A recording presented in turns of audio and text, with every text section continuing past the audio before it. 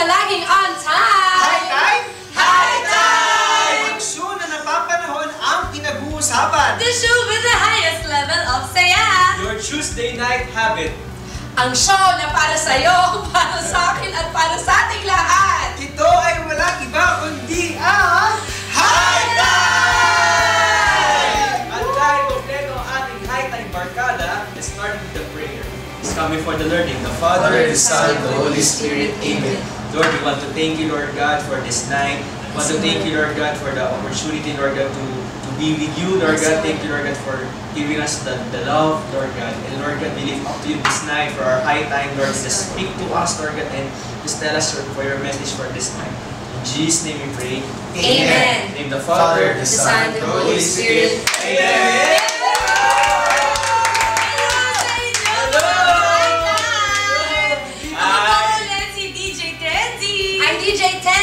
DJ Mac. At ako si DJ Jermer. At welcome! Medyo second episode pa lang, so ulitin natin. Ako si DJ Jermer at welcome sa ating High Time! Siyempre dahil high time, medyo nag-high naman yung ating set natin ngayong gabi. Level up! Level up talaga tayo.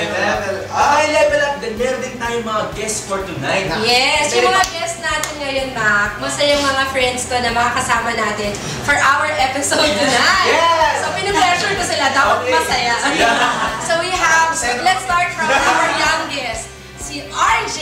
I'm RJ Hokigo. I am currently 4th year in Lourdes School of Mandaluyong. And previously 3rd year.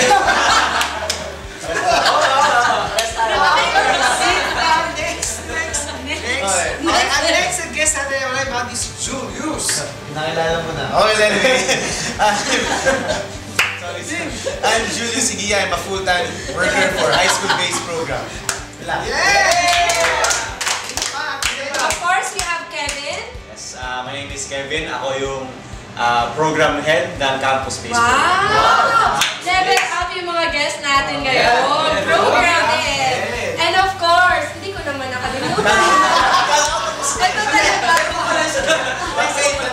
Ito talaga, sobrang love ko tong sister and friend natin. Let's welcome Jem! And hi, I'm Jem Itaw and I also serve in campus-based. For campus-based. Medyo nakalimutan. Thank you, Jen. Ngayong gabi, pag-usapan natin ay something na connected dun sa pinag-usapan natin from our first episode, right, Trenzy? Tama! Tama ka dyan, Kuya Jeremy. Kasi last, dun sa first episode natin, pinag-usapan natin ang first week high. Pinag-usapan natin dun yung first week natin.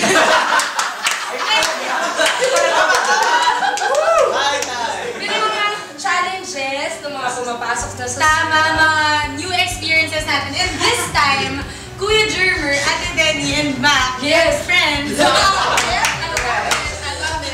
Papag-usapan natin ang mga study habits natin, di ba? Paano ba tayo makapag-aral ng mabuti? Paano ba natin makikip yung high natin sa first week high natin throughout the whole year? Yes. Dahil study habits ang pag-uusapan natin ngayon, that's why we invited our friends from the campus-based and high school-based. Yes. Later on, may medyo foreign yung word ng mga program head or campus-based para dun sa mga iba nating listeners. So mamaya explain nila kung bakit. But before that, since this is a live show, we would like to invite all of our viewers right now na mag-tweet at High Time On Air using our hashtag Study Habits. Yes. So, HD Study Habits. HD Study Habits. Okay, tapos kung wala kayong Twitter mo, so you could like us on Facebook, High Time On Air, at pwede rin kayong mag-post doon ng mga katanungan at pwede rin kayong mag-share ng mga study habits na ginagawa nyo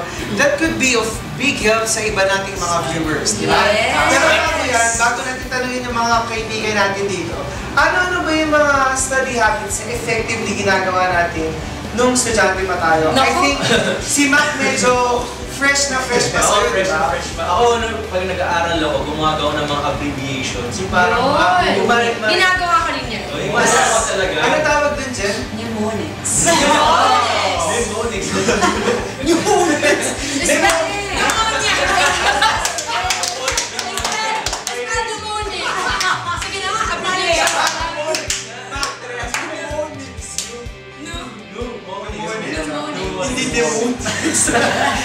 May mnemonics ako nag-aaral ako. Ayun.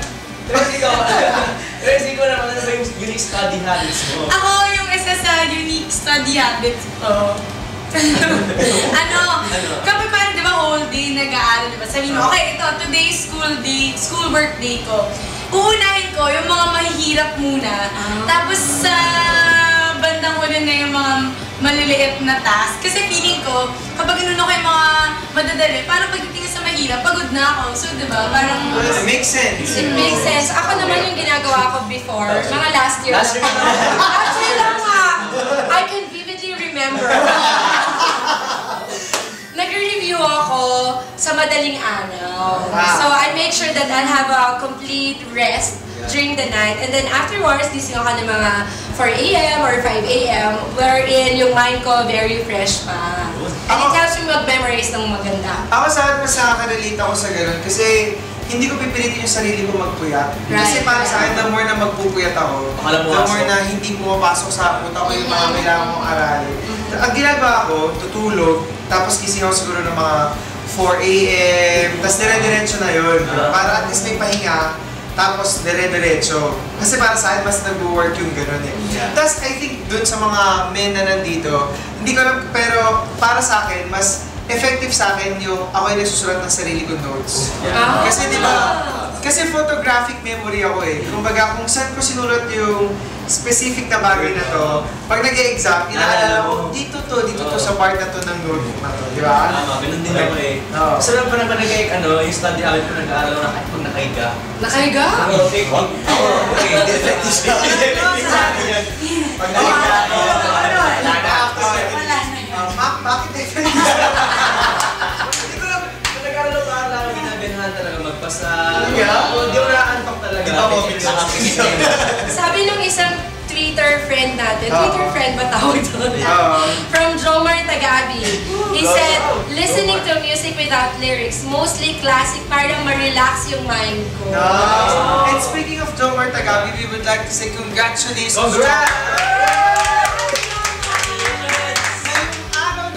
Tuesday ay graduate si Jomar. Pakain ka naman. Wow, we are so Jomar, meron na bagong guidance dito. Pero going back, bakit effective sa'yo yung hindi ko may Effective sa akin. Di ba meron kayo sa akin? Kanya-kanyang mga unique study habits na parang panakahiga ako. Yun na kasi yung Hindi, explain ko. Parang sa outbooks na tinatakad, baliktad mo yan. Pag nakakapit ng magdamo, I tend to eat, ganyan. So pag nakahiga, I tend to eat. so pag nakahiga ako, talaga nagkakaroon talaga ako. Kaya ganun o. Ganun ang study habits. Masyado excited yung mga friends natin. So maya tatanungin namin kayo dyan. Pero so ngayon, we go to our friends. Kaya ano ba yung mga effective na study habits sa inyo? Who wants to start? RJ na lang. Sige. RJ, pataas na lang kami siya. Papolitin na ako. Papolitin na. RJ, ikaw na. Sa class card ko, susunod ka kay RJ. Bakit? Okay, go RJ. Yan kasi actually, yung latest na study habit namin sa school. Latest. Yung latest na... Ano sa akin, oldest?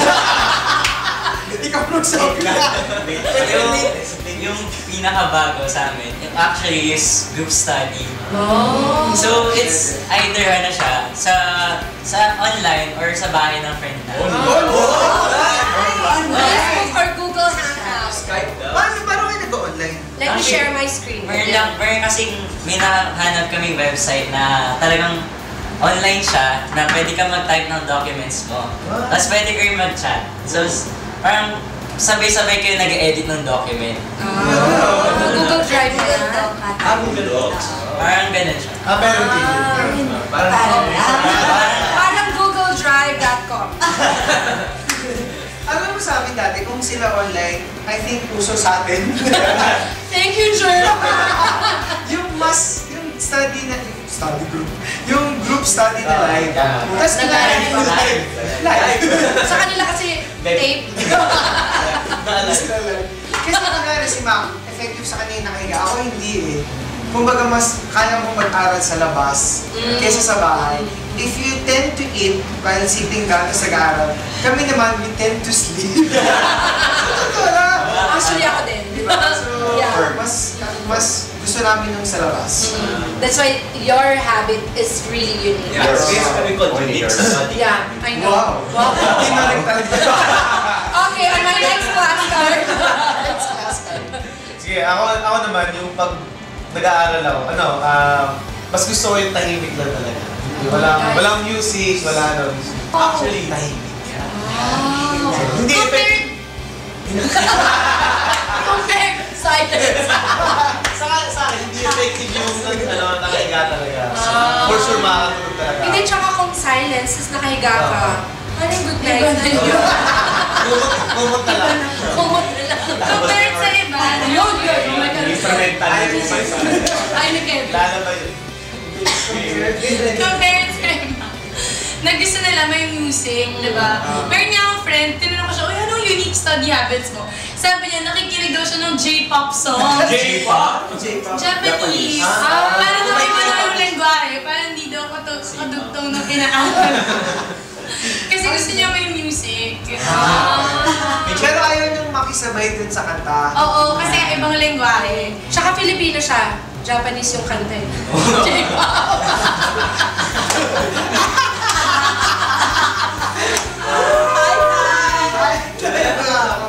Okay, how about yung mga friends natin from campus? How about you, Kevin? Si Kevin. Yung mga unique study habits mo. No study habits, by the way. Okay, next episode.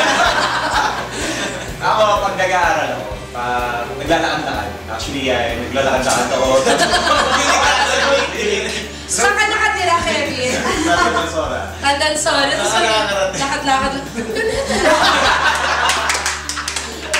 Sa loob ng bahay. Sa ikot-ikot lang. Parang malaking bahay nyo. Ikot-ikot nga lang. Small circle. Naka-jogging guys. Bakit? First time ko makarinig ng gano'n. Parang may adrenaline. Tapos na naiganyo ko. Parang gano'n. Minsan nagsasalita ako ng hindi connected sa ano. Bigla akong kakanta ng wala lang. Basta lang may gawin ako, basta may acting. Di ba nakakapagod din ako? Nakakapagod actually. Wala lang. Tapos for some reason na may memorize ko. Okay ko kaya mag-bike habang. Try nyo natin. Maglakad lang. After nga na episode natin, gagawin ka. Naman yun, sir. Ako 3 times kong binabasa yung reader. Like, yung first game lang, and then the second one naman. Yung parang isa-scan mo na, and then parang binabasa mo. Tapos, abot na siya sa utak talaga. And then by the third time na binasa ko, yun yung minamemorize ko. So, yeah, 3 times. Kaya kapag nag-aaral ako, sin mahaba talaga, sin may oras talaga, buong araw na binabasa yung isang reading. Ngayon ba, uso pa rin yung gumagawa ng reviewer? Oo, so ginagawa ko palagi para nag-aaral. May gusto ko for next week. This week pala gumagawa ng reviewer. Wow! Kasi parang alam ko marami mangyayari for the following day. So parang gagawa ng reviewer. That's a good study habit. Gumawa ng reviewer. Actually, sa school namin, ang reviewer, kahit hindi siya ganun na ginagamit. Pero parang siya, plus points din. Effective talaga yun. Teacher, I have a reviewer. Parang pinapasa siya sa teacher, parang may plus points. I told ya! Teacher! Ikaw ang trendy, nagre-reviewer ka? Actually, hindi ako nag-review. Nagre-review lang siya. Nag-review lang. Yung nag-review Wala siyang ako, reviewer. parang gusto ko, ewan ko, sa akin ng ate, highlight, tapos susulatan mo lang sa gilid. Ganun, hindi ko di ba kapag reviewer, parang from the reading, i-rewrite mo. Tapos, i-rewrite mo. Tapos, sulat mo ulit, tapos, sulat mo ulit, diba? Parang ako, ewan ko, basta highlight ko lang, tapos sulatan ko sa likod, sa gilid. Kasi sa course ko, kunyari, yung mga readings namin, mga 20-page readings, ganyan. So, kung i-reviewer mo siya, parang... Gumawa ka na isa pang book. Oo, parang ganun. Parang gumawa ako ng 10-page read. Okay nun. Pero, never gets. Yun nga, highlight. Okay. Nakaka-relate ako kay Denzel. Yun. Nung nagawa ko na reviewer, kinaka-write mo lahat. Basa lang din, Basa lang. bilog, Oo. notes, gano'n. Ako naman ayoko na yung parang 20 page babasahin ko every time. Ginagawa parang mini-minimize ko. Ginagawa ko 1 page reviewer na lang. Parang hindi ako mahilig yung palipat. Masipag talaga siya gumawa ng Hindi kasi may palipat ng pages para sa nakakalimutan ko. So, Yeah. Iba-iba. Ako hindi ako mag-reviewer kasi dahil yung photographic memory, ayaw ko nang babaguhin ko yung pwesto ng pinag-aralan ko. Parang ganun. So, kung saan ko siya sinulat, doon lang. Kesa Tapos natatakot ako pag gumawa ko reviewer, baka meron akong makalimutan. That's so true. Oo. So, pag nakalimutan ko, hindi ko na masasagot sa exam. Kaya para sa akin, mas challenge na dinadala ko yung buong notes ko. Yung nag-tweet sa atin, sabi niya, ang name ba niya? Mania Dayan Reyes. Mania Dayan Reyes. Sabi niya, binabasa ko po muna yung mga notes ko, saka ko po siya kakabisaduhin. Sabi po nila, mas nare-retain sa brain, kabisaduhin brain. Pag sa gabi nag-review. So there's something time din. Galing yan sa Wikipedia. Joke lang. Effective po siya sa akin and nire-review ko siya uli in the morning. Then syempre, I end my review with a prayer. Wow! Yun the best study habits I have. With the prayer. With the prayer. But of course, kahit gaano kaganda rin yung mga study habits natin, we cannot deny the fact na sa ginagawa natin or sa pag-aaral natin, marami rin talagang distractions. Marami talagang mga pumipigil sa atin. Especially I think sa ating mga boys. Kasi feeling ko Oo nga. Kami okay talaga yung mga study habits namin.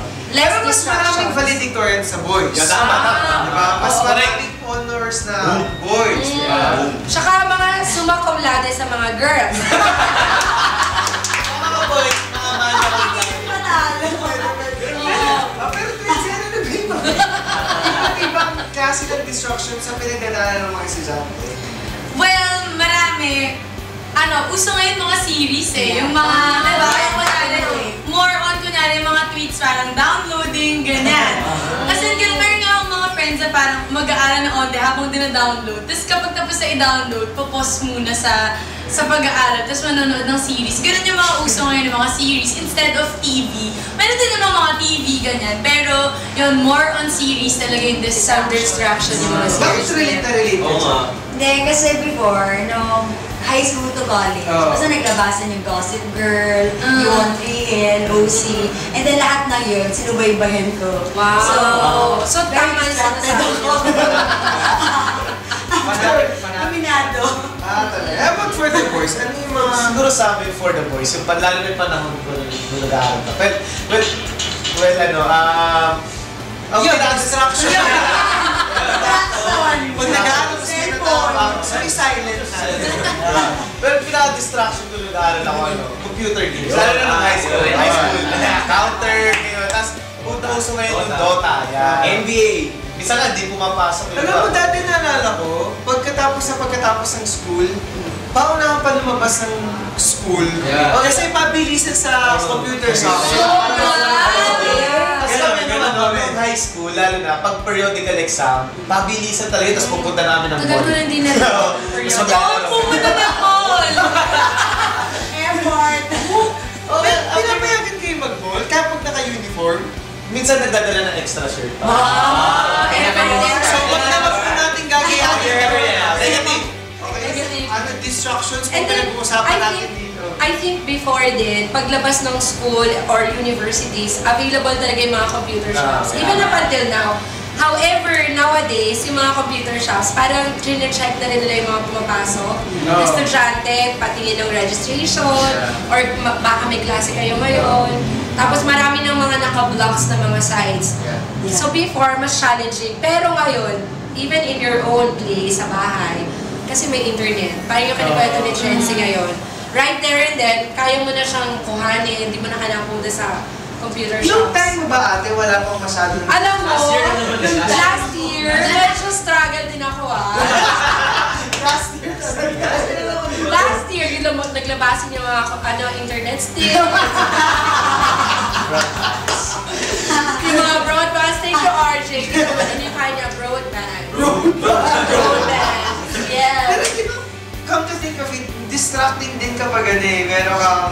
let's say, mga not so good set of friends. Yes. Oo. Sobrang distracting. Yun, can you explain why? Hotspot ako. Hindi. Hindi kasi diba parang core sa school.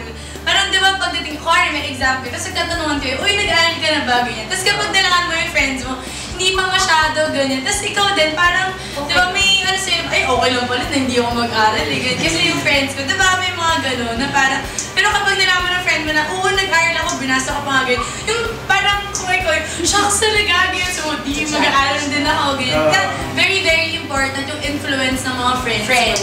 Pagdating sa pag-aaral. Tsaka, nabanggit mo yung kapag pag may mga wrong set of friends ka, di ba madaling ka rin tamarin? Kapag tamad yung kaibigan, parang yung grupo mo tamad, parang hindi ka na rin mag-aaral. Lalo pag halos lahat sila mag-aaral ka na ba? Hindi pa kami ganyan. Huwag ka na mag-aaral. Parang sama ka na computer. Parang yung standards mo, change kasi iba yung parang influence ng standards ng mga friends. Nape-pressure, tama.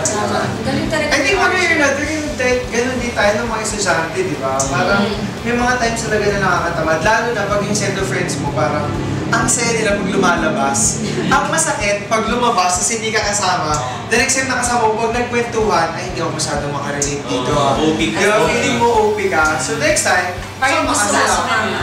Di ba? Tapos yung mga ganyan din papasok yung mga magka-cut, di ba? Yung mga ganyan, di ba?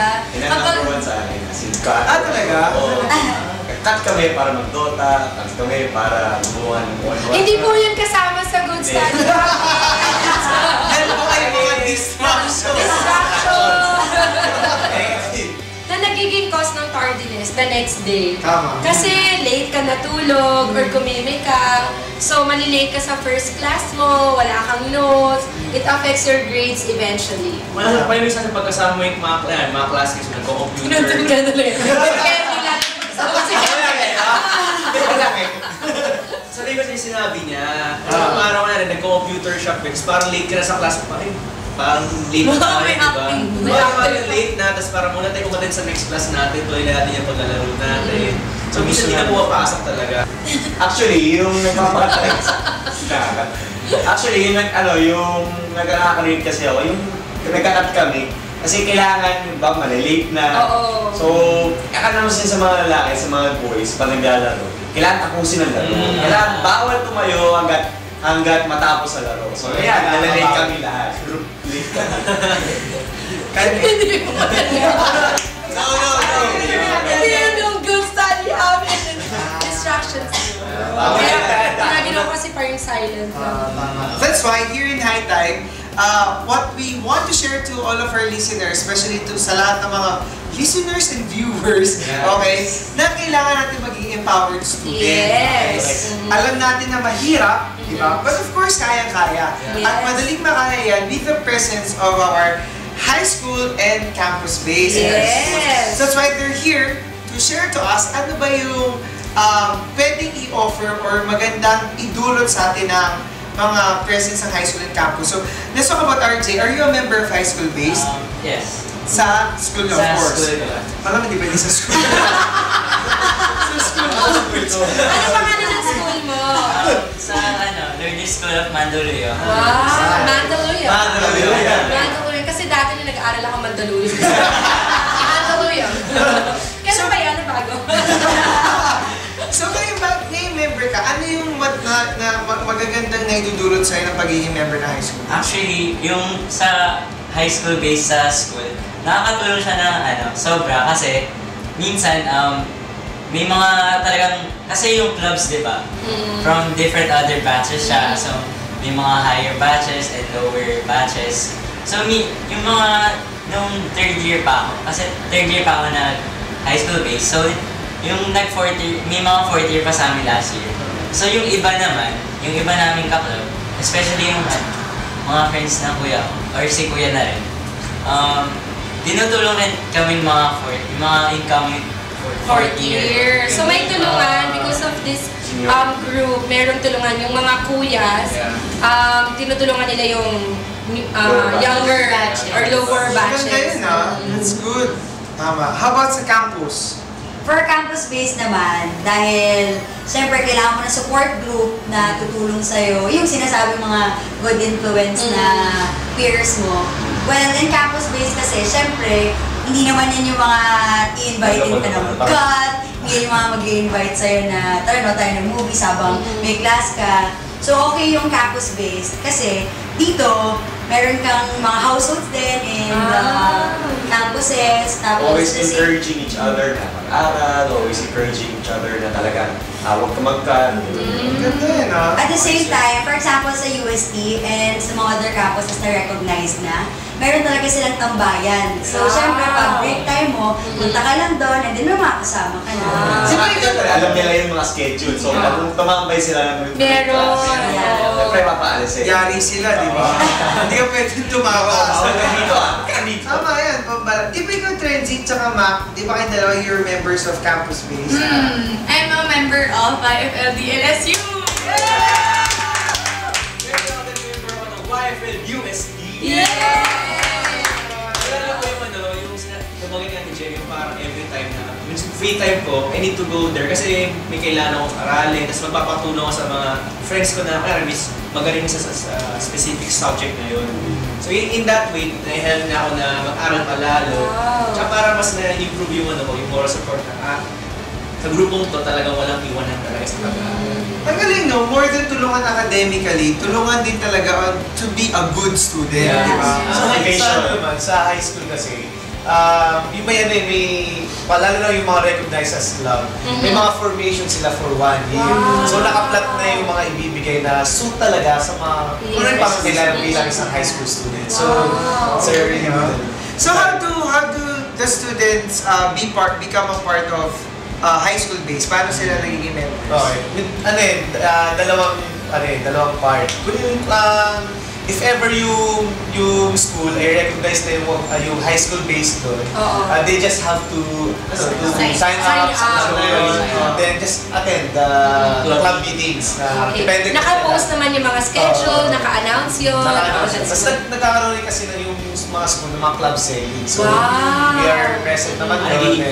Nag-invite. Tapos yun, magsa-sign up lang. Tapos if ever man na wala kayong high school based dun sa school na yun at gusto mong magkaroon ng YFL club dun, madali lang, you just have to approach your high school servant per district, meron naman yun. Then, kontakin lang tayo, yung high school based program, then kami na yung mag-a-apply, mag-propose dun sa school yun. Ang dali lang. Madali lang Tapos, talaga. yung mabibigay, sasali ka lang, tapos ang mabibigay pa sa'yo na parang benefit is like, you make sure na makakatapos ka ng school. How about sa campus? Ganon din ba kadali? Same din with campus-based. So, like ngayon, may recruitment week sa UST. Wow! And like, yung mga previous weeks sa mga different campuses. So, ngayong week na to, UST. UST. Wow! Sa mga taga-UST. Tapos, yun na, magsasign up ka lang din dun sa org. And then yung kagandahan kasi sa YFL campus-based, walang bayad. Unlike other orgs na meron kang membership. Walang bayad! So, di ba, walang bayad. Join na! Wala ka ng bayad, magiging magaling ka pa. Win-win situation. Big word. Tapos you can start up YFL then in your own campus. Yes. So, basta it has to start with your intention, and then you pray about that intention. And then after that, you inform your coordinators, or you can directly contact the campus team. Kontakin nyo lang kami ni Ate Jerry nyo.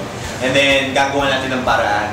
Kailangan nyo lang alamin kung ano yung requirements for campus, for recognition course. Pero ba recognize man o hindi, tuloy ang campus base. Ang saya! Kasi sinasabi nila Kuya Juice at Ate Jen, yung dapat alam din nila yung school. So, pwede natin banggitin yung mga, yung mga, meron ng high school na programs na yun. Tama. So, what are some of the high schools na meron ng YFL? Actually, present ang high school base sa iba't ibang places sa Luzon or sa Philippines.